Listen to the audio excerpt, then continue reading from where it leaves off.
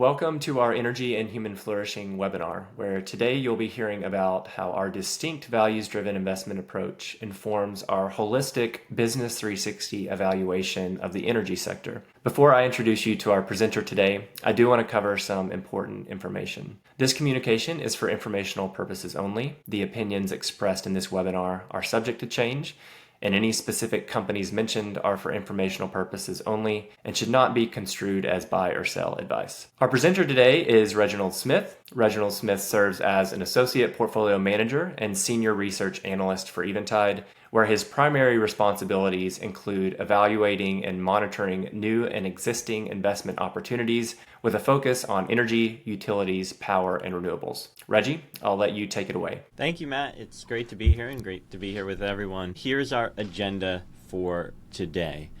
So we have really three items we're going to cover. We're going to start by going over our theology and philosophy behind our Business 360 approach, especially as it relates to energy. Then we're going to get into the weeds. We're going to talk about the nuts and bolts of how we put that into practice, and then end with some exciting opportunities and an exciting look at the investment case.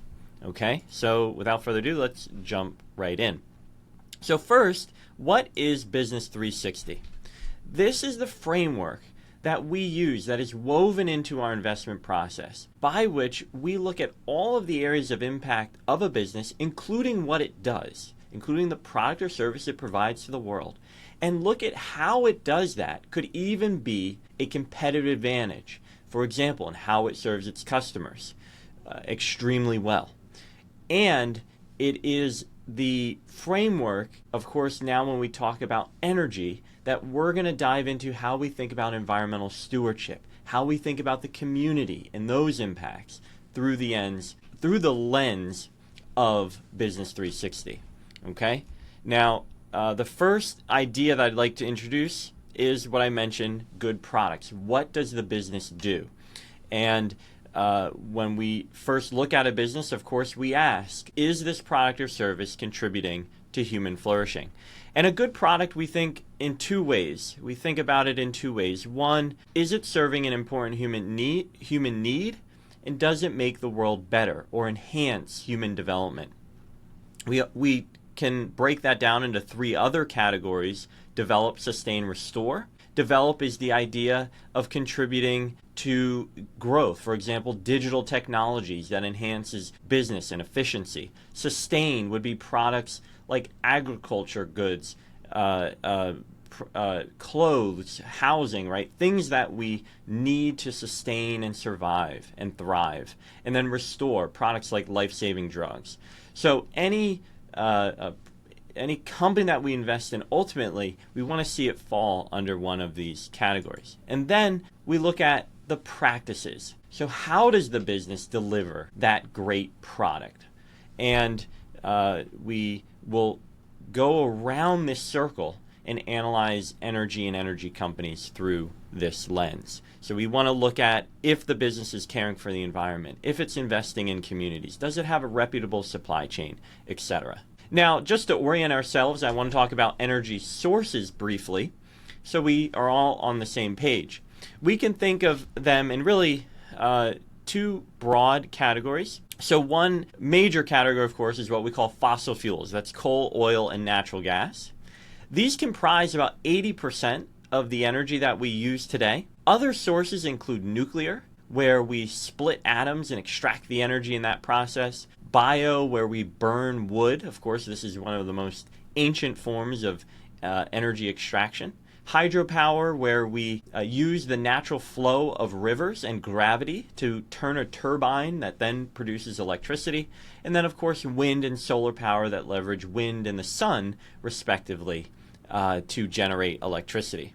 Now, energy companies, you can think of them in five sort of broad categories. This is in no way exhaustive, but you have producers on one end of the spectrum, and then of course utilities, which we all have the fortune of having to pay every month for our electricity. But producers, of course, those are the folks that, for example, pull oil and natural gas out of the ground. You have processors. All of that has to be refined generally and cleaned up and made available for use. Then you have people who distribute it. For example, a distributor would be a gas station.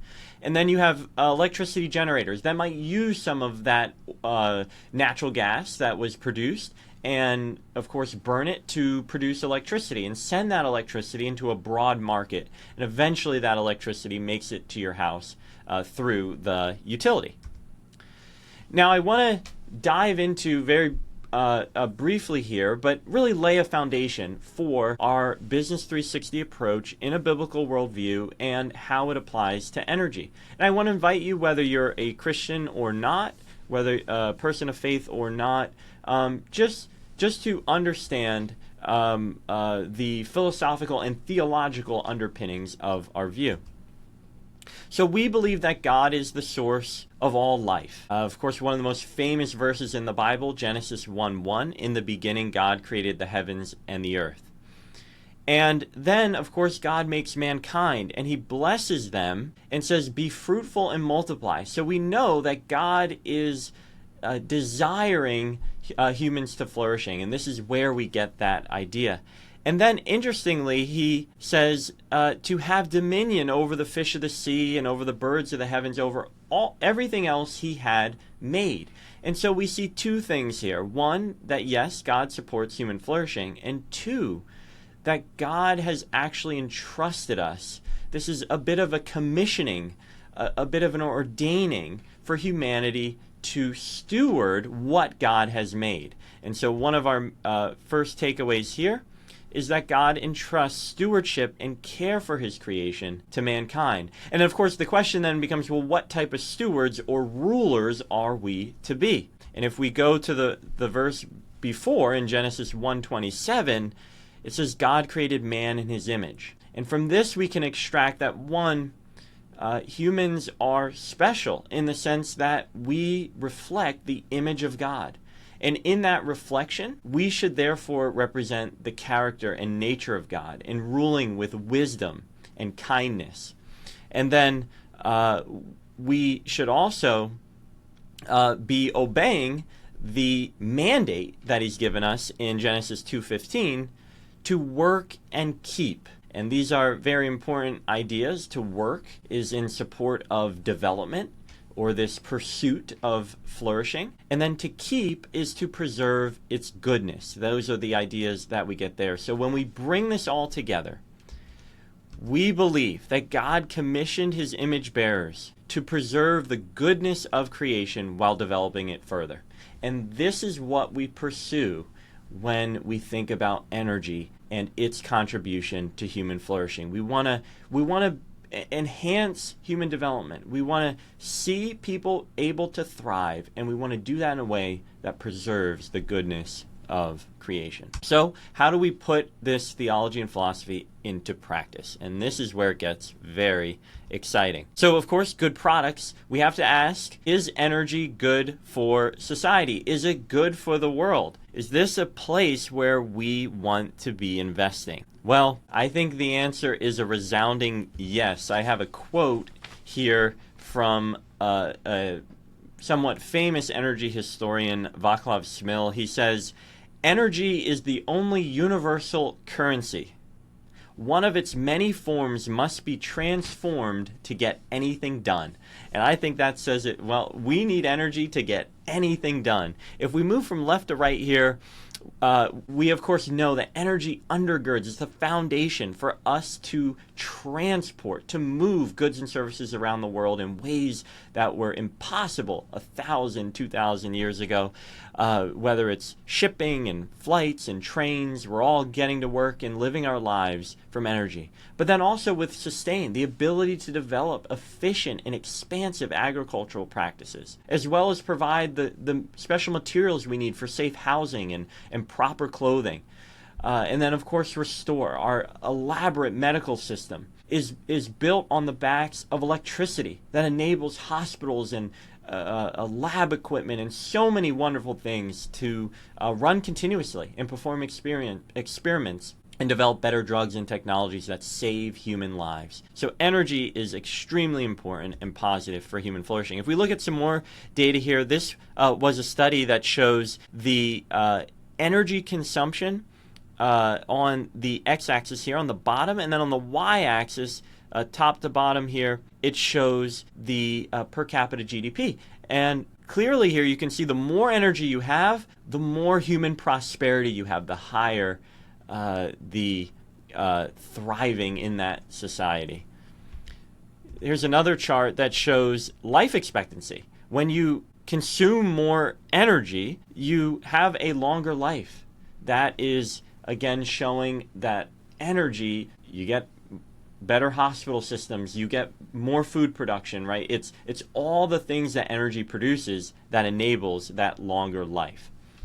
And then maybe one of the most direct ways that energy contributes to human flourishing is enabling clean water. Our water system requires a lot of electricity for pumps and filtration systems. And this shows that as the energy consumed per capita increases, so do there's a stark and dramatic decline in the deaths per capita from unsafe drinking water. The case for human flourishing here is very large. And I'll close with this example, and I want to give you two big sort of ideas. So number one is there's a place in the United States called the Permian Basin. It is in Texas and New Mexico, and it produces about 6 million barrels of oil per day. Now, that might sound like a lot, and it is, because believe it or not, it is about 2/3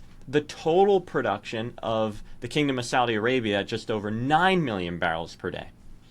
Now, I'm going to give you another statistic that's not so good, and that is that there's over 2 billion people that still rely predominantly on wood, dung, and waste for their heating and cooking needs.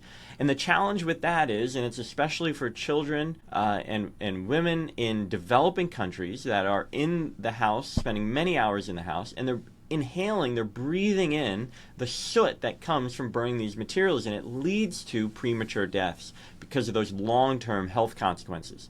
So what this company is doing is it is processing the natural gas liquids, which we can think of as propane, for example, and natural gas. It's cleaning those up, transporting it to the coast, where it is then exported to places like Latin America and Africa and other developing countries and areas of the world that are using this propane to get cleaner fuel for cooking and heating. And it is indirectly, through that, of course, preventing these premature deaths and helping save lives from an energy cleanliness, if you will, perspective, from just having a cleaner burning fuel. The other important thing that it's doing is it's reducing deforestation. When you don't have to cut down trees to burn wood, you can preserve some of your forests.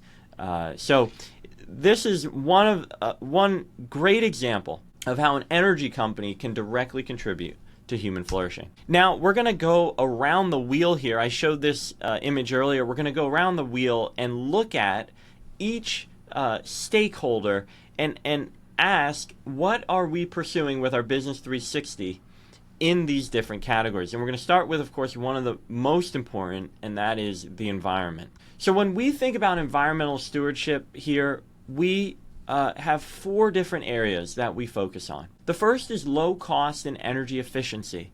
Energy efficiency is powerful. It contributes to us being able to get more with less, which of course preserves the natural world. Sustainability is also important. We want to be able to derive a benefit from nature to perpetuity if possible. We want to be able to extract and expand our energy resources in a way that future generations can as well. And then we look at, what do we want less of? We want less pollution of air, water, and land. And we want less greenhouse gases that can contribute to the variability of the climate. So if we go around and look at each one of these low-cost, energy-efficient technologies, one of the things that has happened, one of the technologies that has proliferated more recently in the last few decades is something called a combined cycle natural gas plant. This chart shows from about the turn of the century, most efficiency in thermal power plants was pretty low. It was under 5%. But through innovation and development, it got much more efficient to about 32%. So this is the efficiency of a power plant. That's this chart on the left. And so the energy in, actually only about 32% of it gets used and actually converted to electricity. So when you're burning coal, for example, only about 32% of that comes out through electricity. Now, you can see that that is the case all the way up until about 2000, when natural gas takes this big step up. This is a natural gas power plant. And that is because you do two processes with the natural gas. So you mix it with air and burn it to turn a turbine, which then spins a generator producing electricity. But then you take the gas that you would otherwise emit to the outside air, and you take that and you use that to produce steam, which then can turn another turbine, which then can produce more electricity. And so this is energy efficiency. This is making the most of the energy that we have, and it produces this jump up in efficiency. And that, of course, leads to lower fuel use, lower operating costs, lower water needs for cooling, and then lower emissions. And so this is, I would call this the thriving flywheel. The human prosperity flywheel, if you will, that energy efficiency creates. And that can ultimately lead to lower prices for people, which can also lead to more access to the energy resource, or in this case, electricity. So it's very important, and we focus on that here at Eventide. Sustainability.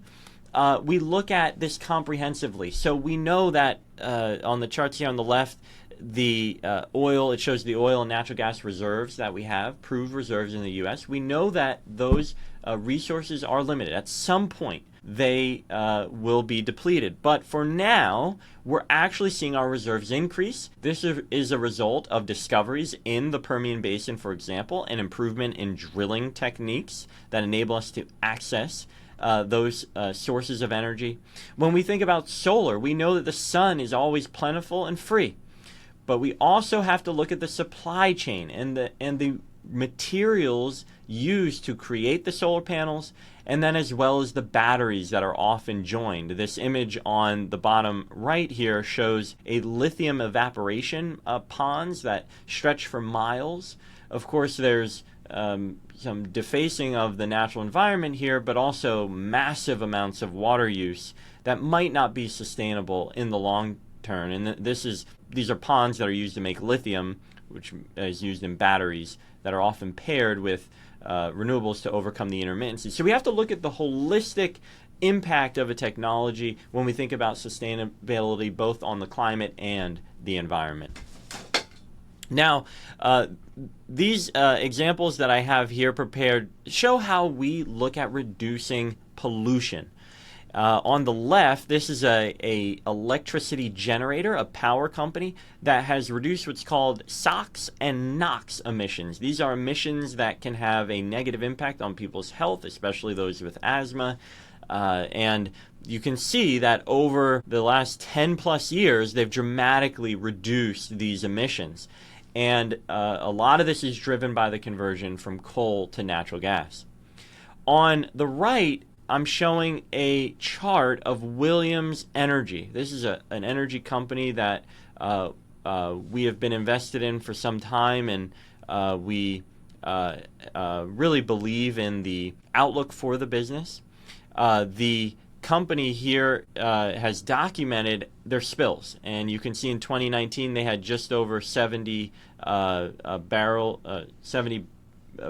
worth of spills, but they've recovered most of that, and you can see they're recovering most, and their spills are going down over time, and this is what we look for. So not only are they recovering most of it, but they're just going down overall over time, even as they're transporting more energy around the country, and that's what this company does, and we'll talk a little bit more about this one throughout the presentation.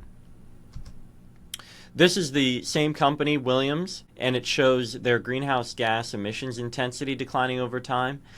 This shows the carbon emissions per unit of energy transported. So this is an important metric because it shows that it is declining its greenhouse gas emissions per positive energy impact. And so this is the type of thing that we look for. It shows that the business is focused on operational excellence. Now this slide really details a company that we believe is the first net zero, what the industry calls net zero. That means that for all of its carbon emissions involved in the production and operations of the business, not the product, but in the operations of the business, they have either reduced or offset. Okay, and this business has done it through various ways, including monitoring, using advanced equipment. They've also planted trees as offsets, and importantly, they've electrified their operations. So they've moved their business to drilling using electricity instead of diesel, which has various benefits, including costs. Now, they're also recycling water, and the water that they produce through their drilling efforts. And this is important because they're thinking about the environment holistically. So these are the types of things that really makes us excited when we see a business operating this way. Now, other environmental factors that we look at, water management, I touched on this. This is important, especially in areas of the country and the world that have lower water resources. We want to see our companies be good stewards of that water and increase their recycling rates. And then many of our companies are involved in reclamation, in restoring the land after they're done, for example, a mining operation, or if they've built a structure in the middle of an area, particularly on the coast, they'll be involved in reclaiming that land and trying to put it back to its original state. I really like this quote here from one of our companies. It says, "We work to facilitate the surface's land return to its original state. This also aligns with industry best management practices and aligns with our focus on being a good neighbor and environmental steward, and strive to exceed regulatory standards in our remediation and restoration practices." This perfectly describes what we look for, especially the part about exceeding regulatory standards. We want to partner with companies that don't just follow the rules, but do better than the rules. And we believe that will get them and help them win more favor from the community and from regulators. And that will ultimately allow them to grow. So our goal is environmental stewardship. We are not labeling some energy technologies as good and others as bad. We don't think that fully captures the full realm of the energy space. What we are seeking is environmental stewardship, all those areas I just described, regardless of the energy technology that's utilized. Now, this requires a thoughtful evaluation. And one of the realities is that many energy and power companies today are diversified, meaning they are using renewables while also leveraging fossil fuels. Maybe they're using renewables, fossil fuels, and nuclear. And so we have to look at the company and look at it in all of its technologies and in all of its environmental stewardship practices to really evaluate whether it's aligned with this Business 360 approach. And I'll just highlight with solar and wind and quickly move from left to right here. There can be supply chain challenges, particularly in raw materials used. And of course, the power source is intermittent.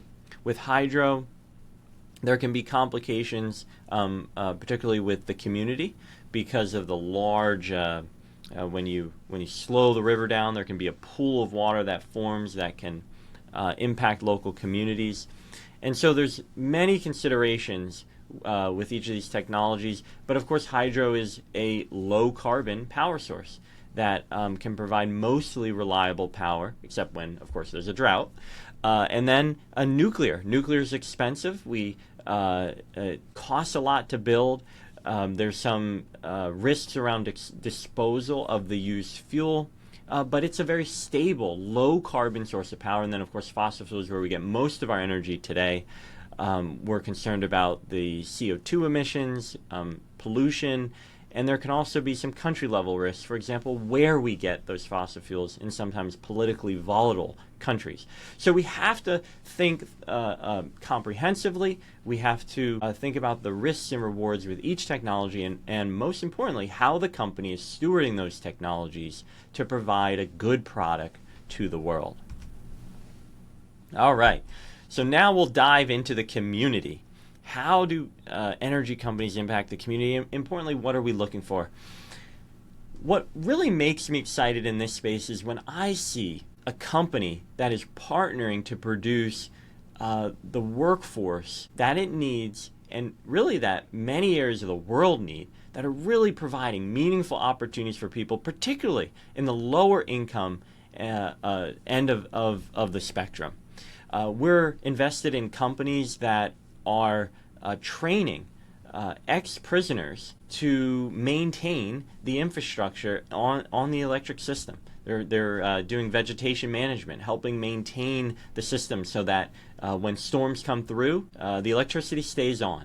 It's a very important practice for utilities. They've also partnered with other prisons to train prisoners even before they get out of prison. And this is one here in Alabama, where 225 inmates were getting certificates, particularly in HVAC and other fields, and over 200 of them had gotten a job in coming out of prison. And this is the type of impact that really is meaningful and shows that they're thinking, that the company's thinking about their holistic impact. There's plenty of funding of local institutions, organizations, and nonprofits, and of course the tax benefits.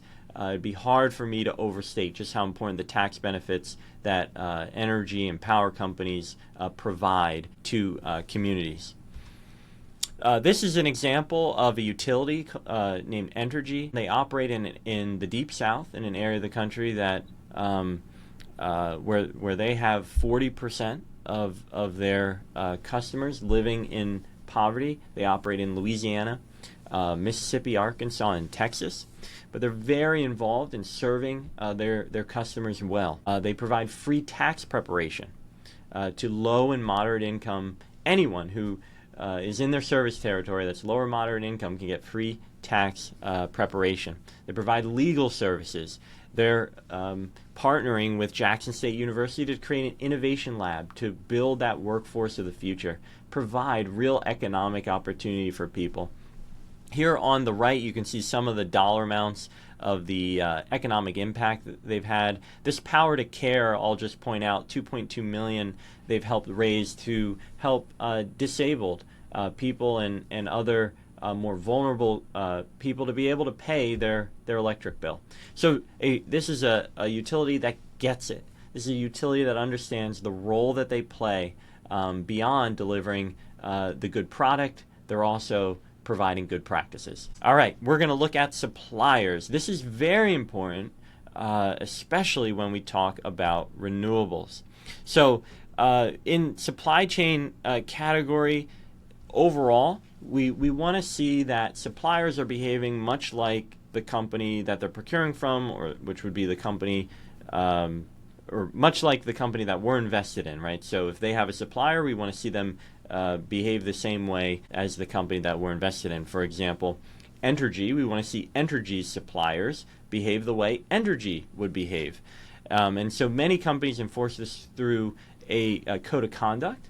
It is also best practice to have some type of evaluation process in place to verify that performance. And then, of course, the suppliers are having a big impact on local communities. Most jobs, of course, in the country are provided through small businesses.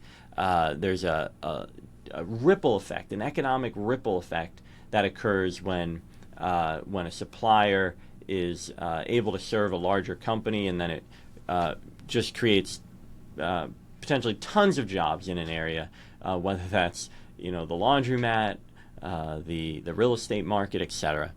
One of the things that we're also monitoring is onshoring and the movement of supply chains to more visible areas of the country. This is good, of course, for job creation and also for more visible and verified supply chains, that they're not involved in things such as forced labor. And this is where we do a supplier analysis, where we look at the suppliers and try to see if there's areas of risk, whether that could be because they're in China, for example, where we have done quite a bit of work on forced labor in solar supply chains, but also in other areas of the country where there could, or of the world, I'm sorry, where there could be labor abuses. We did quite a bit of work on this a few years ago now, and published this report on forced labor in solar supply chains. At that time, in the fall of 2021, according to our research, we found that up to 97% of the world's solar panels were potentially touched by forced labor, predominantly because of the raw materials coming out of China. We do believe that the supply chain has improved from that point, but it's something that remains an ongoing investigation and engagement, particularly when we're invested in companies that are deploying solar. One of the best practices of a company, particularly when they have foreign suppliers and supply chains, is to actually put company representatives in those manufacturing facilities to verify that there is no forced labor and that there is no other forms of abuses going on in the business there. This is a quote from Williams, where they speak to screening for supply chain risk and looking at human rights violations using government databases. This is the type of thing that we look for. All right, we will now dive into employees and how energy companies are managing those. So one of the things that we look for right off the bat, of course, will be generous benefits and growth opportunities within the company. We really like to see companies hire from within and create really meaningful opportunities for growth. One of the things we also focus on is culture. This is something that, again, is hard for me to overstate just how important it is.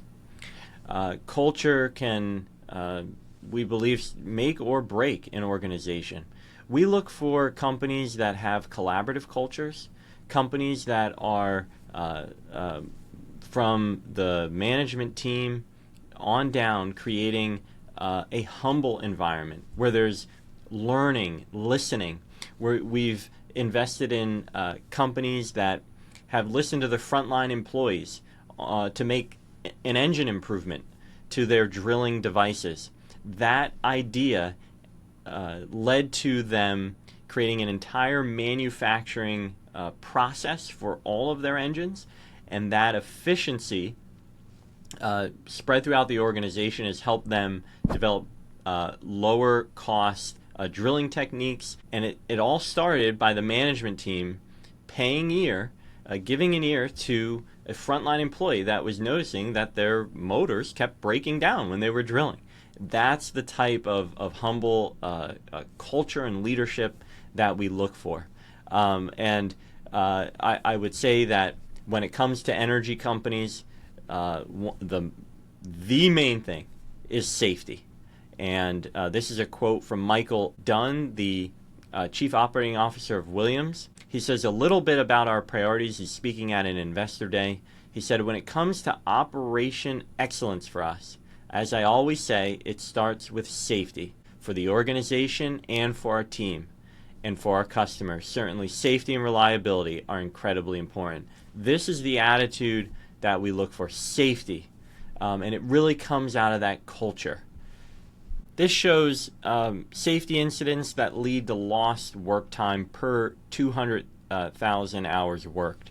And you can see that this red line here that shows the company's safety statistics versus the black line above it, which is for what's called the upstream. That's oil and gas companies that drill oil and gas out of the ground, and then versus the gray line as well here for the general refining and chemical industry. So they're benchmarking themselves versus those other broad categories of companies. And the most important thing, of course, here is that they're below, that they're, of course, lower here is better. They have lower lost time incidents. They have lower safety incidents that lead to lost time than their peers on average. This is the type of information and data that we look for a company that's leading in safety. And I should also add that they've done this while increasing the total amount of energy that they produce. So it's sort of a double win here. And this is what we look for, prioritization of safety.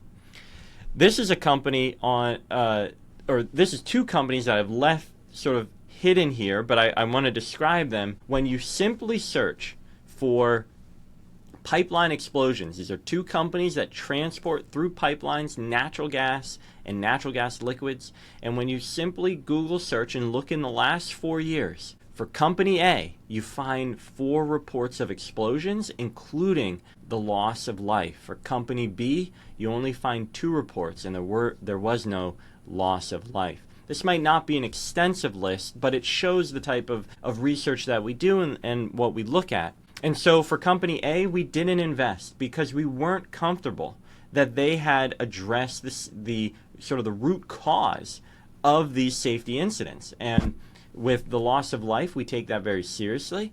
And we don't want to be invested in a company that sort of has these ongoing issues. Whereas with company B, we're confident that they are maintaining their system and will continue to maintain their system using best-in-class monitoring technology and with that culture focused on safety.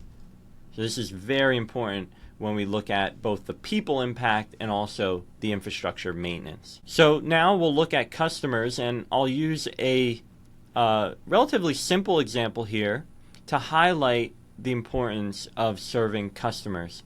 This company produces electricity. They generate electricity, and they do that with a large fleet of nuclear power plants.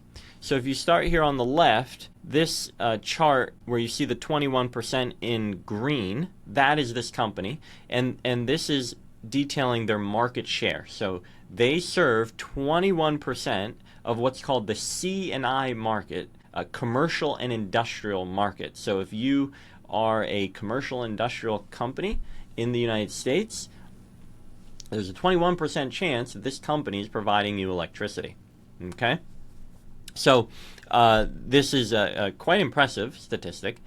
And they do that with this competitive nuclear generation fleet. They have 22 gigawatts of nuclear power. That is more than anyone else in their sort of peer group. And they also, because of that, produce the most carbon-free power. So this is megawatt hours. It's a big number. If you can think of your light bulb in your house, that's a watt. If you multiply that by 1,000, you get kilowatts. If you multiply that by 1,000, you get megawatts. So this company produces 180 million megawatt hours of electricity. So it's a lot. That's why they can serve a lot of people. But importantly, they do it with carbon-free nuclear power. And we believe that their carbon-free nuclear power, because it's 24/7 and it's carbon-free, will be in high demand. So they're well positioned to serve customers who are seeking that product. And we think increasingly people are seeking that product. And so when we think about the ability to serve customers, it's, of course, having a product that people want, delivering it well, but you have to be well positioned to do that. And this is an example of a company that we believe is. All right. So this, of course, directly ties to the investment case, where if you're not well positioned, it might be nice to have a good product, but you got to be in the places where people need it, and be able to serve them effectively.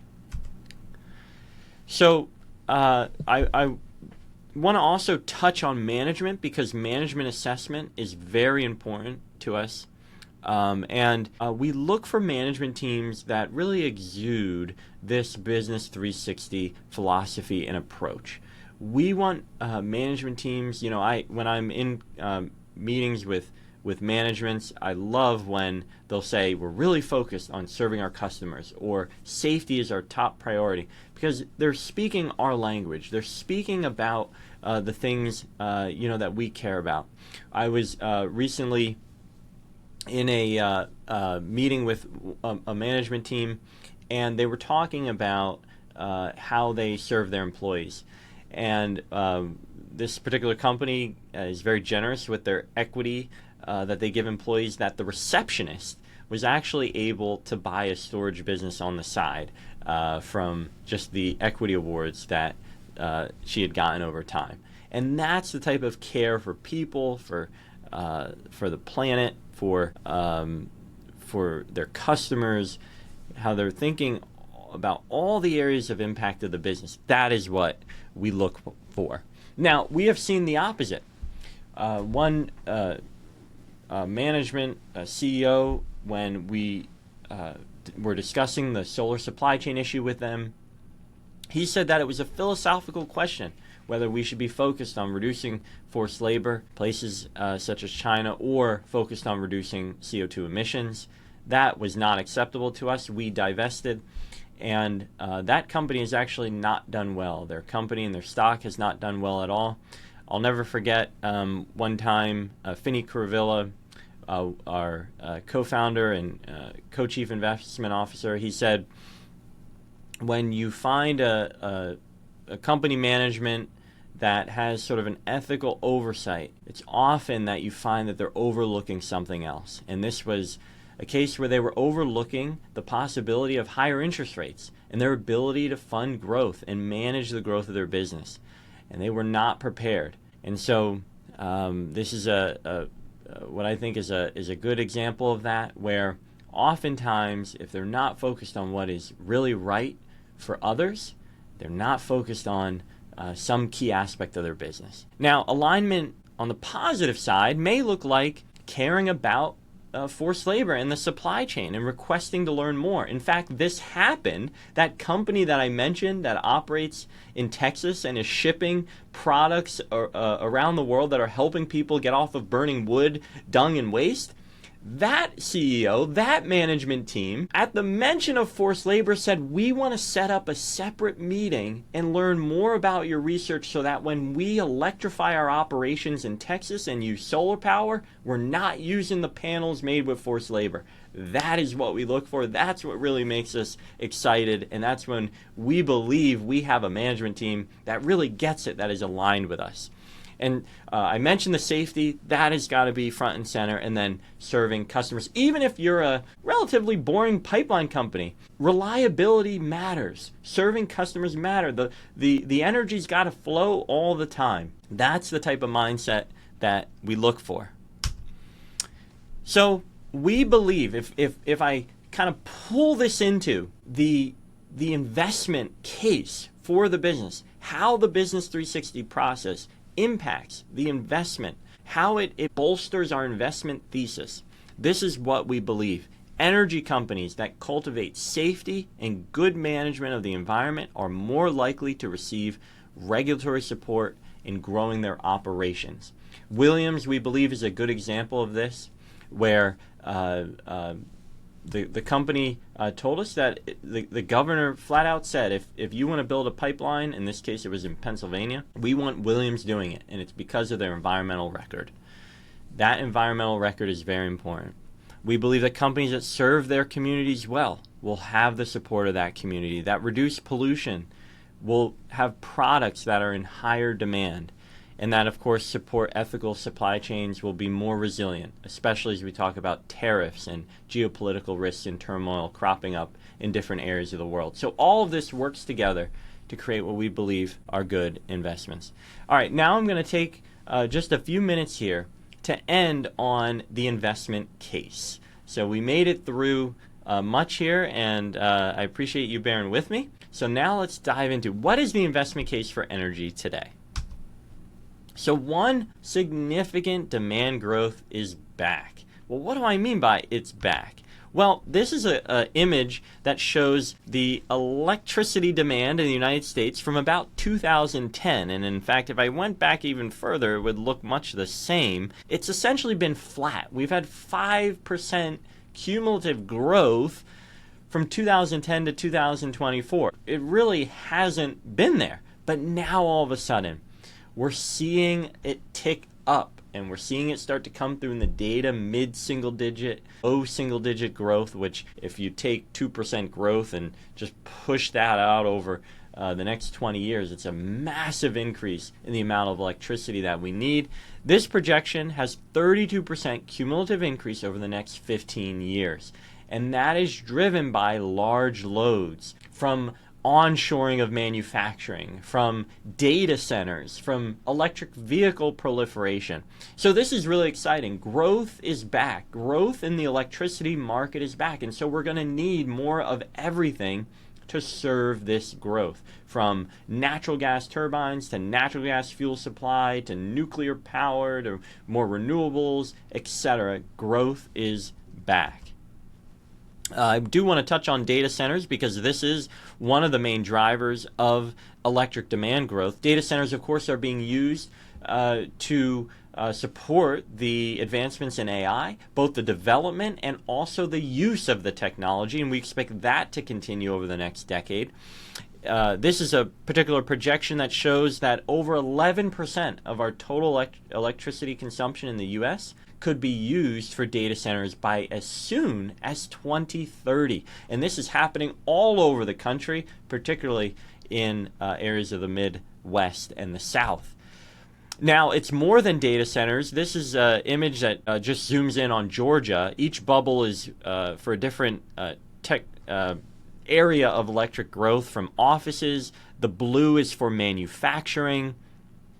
The orange is retail. The red, there's some red here really small, but that's for data centers. And that, of course, is growing. So it's a broad base from many sources here, electric demand growth. Zooming in on natural gas, I really just want to focus you on two major things on this graph. I know it's very busy, but this is an area of growth, about 26% by 2030, so significant growth in a short amount of time. But I want you to just look at the top of the graph. So if we move from left to right, so you're with me here, in 2019 there's a number 5 at the top, and that's sort of the darker green there, and that's actually for net exports to LNG. I apologize, I know the text there is rather small, but it's 5 in 2019. Well, that 5 is going to go to projection to go to 25.5 by 2030. So that is a large growth in a short amount of time, and that's net exports to LNG. This, of course, is how the U.S. is playing a role in supporting the move from coal to natural gas, the increase in first-time power to different areas of the world, such as Vietnam, etc., through natural gas. And the U.S. is the world's largest natural gas exporter, and we are projected to continue to play a very, very significant and growing role. And so the companies that transport natural gas in the country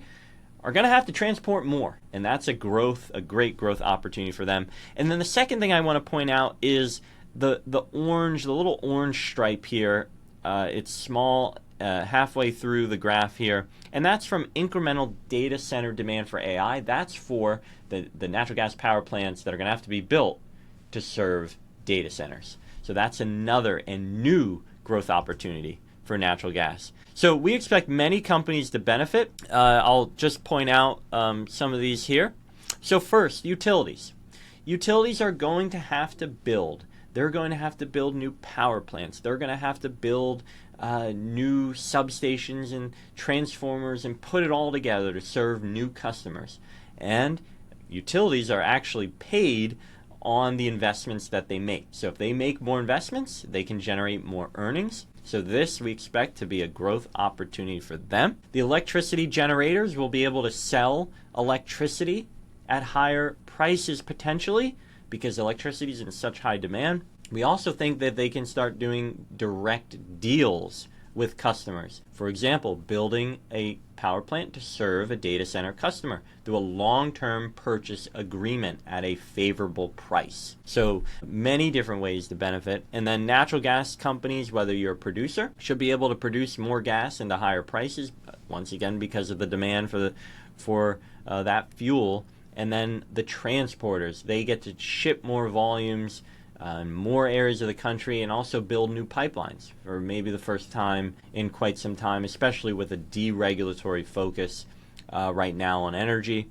And then industrials, people who make turbines, they should benefit. And then lastly, the builders, the people who get to build all this infrastructure, the construction companies, and those that provide construction equipment, etc., should benefit as well. So we're looking at all of these areas. We're focused on all of these areas here and looking at them, trying to position our portfolios to benefit from this significant theme for what we believe will be the next decade. So that wraps up that part. Now, I do want to highlight some of our products that are invested in these themes. The good news is it's most of them. You can get exposure to most of the energy and power themes that we've been discussing here. I will point out that the dividend growth and the dividend value stream have sort of an extra dose of this theme in them, but you can see it has impacted most of our products here. And lastly, I do want to thank you for your partnership with us as we pursue Business 360 and energy. It is truly a pleasure and a joy for me and for our whole team to serve you. And I'm sure Matt will be able to share, if you haven't joined us in pursuing investing that makes the world rejoice, ways that you can get started.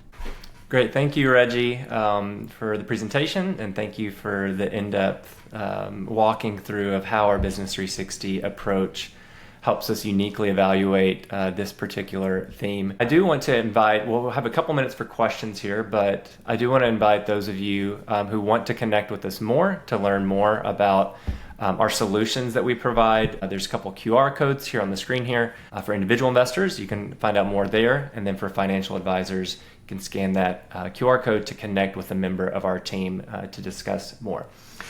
Okay, we do have a few minutes here at the end to hit on a couple of questions that I want to get to throw at you, Reggie. And we'll see if we can get a couple in here. One on the philosophy side in terms of our foundations that you covered at the top, and then one more on the investment case side at least. So on the philosophy side, hopefully, for those of you watching, what Reggie presented today showcases the depth and the distinctive process that we have at Eventide for how we carefully apply moral discernment to the types of companies we're owning and the impact of those companies that they have on the common good and human flourishing. I wonder if you could compare and contrast, Reggie, how distinct this values-based approach rooted in a biblical worldview is in terms of how it influences our process and our approach to others potentially in the industry when they're thinking about specifically environmental stewardship, or creation care is another term that we will use. So it seems like you get a couple polar opposite examples in the industry at large. On one hand, there's people that don't consider it at all, right? They're only purely looking for what they believe is the best investment case long term. On the other hand, you may have those that are applying purely environmental impact metrics to how they evaluate it without holistically considering the impact on human flourishing that you laid out today. So I wonder if you could talk about how unique of a position that this puts us in as investors that are seeking to root our process in this biblical worldview. Yeah, absolutely. And I'll give you two examples that come to mind. So one would be sort of on the one hand, you have maybe a group that focuses on renewables as the environmental stewardship or environmentally friendly technology. But, for example, they may overlook the supply chain and the result on human life and the supply chain's impact on the environment in terms of the mining of minerals and raw materials needed for those technologies. So we would, if we're pursuing a solar company, want to look at those other issues as well and make sure that those are aligned with our environmental stewardship framework. So we don't want to overlook the supply chain. We don't want to overlook human life as it relates to forced labor, for example. And then there's others that might not have any of a concern for maybe carbon emissions or pollution through fossil fuel use. And so when we look at a fossil fuel company, I like that example of company A and company B that I gave, because both of those companies are delivering a good product. They're delivering energy, they're delivering vital energy resources, but we want to be partnered with the company that has safety at the infrastructure level as a priority, and reducing carbon emissions, and serving their customers well, and not just looking at, well, it's a good product and we don't care about those other things. Great, that's helpful. On the investment case side, one of the things that I know that we deeply believe is that a moral discernment or ethical evaluation of the types of businesses we're investing in and their impact on the world isn't only the right thing to do in terms of those that are trying to deliver integrity to our clients, but it's also smart. And so maybe you could speak to, for a couple minutes, how the depth of this Business 360 process also, we believe, puts us in a better position to make better investment decisions for our clients as we're seeking to steward their capital wisely moving forward. How do you see about those two things being integrated? Yeah, one of the things that that I believe as it relates to the investment impact and this wise stewardship of the environment, and how that and good products and good practices, how our entire Business 360 process really impacts the investment case. Sort of, to me, a more obvious area is risk management. I mentioned the example of what we believed was an unethical sort of approach to supply chain, and how that led to another sort of failing in the business, we believe, in terms of oversight. They also mentioned that their solar panels, which were going to be increasingly scrutinized now with forced labor allegations coming to the surface, that they were having panel delays, so they actually weren't able to build projects. But there's also another company that comes to mind that we did not pass our Business 360 process because they provided they provided wood pellets to areas such as Japan and Europe, and used them to produce electricity. You can burn wood pellets. Now, they alleged that they were using the waste. Think of the wood that goes to Home Depot. Well, there's some scrap left over, and they were saying they take that scrap and they turn it into wood pellets and they use it for power. It's sort of a good story. But our research showed that they actually might have been cutting down sort of regular forests for this.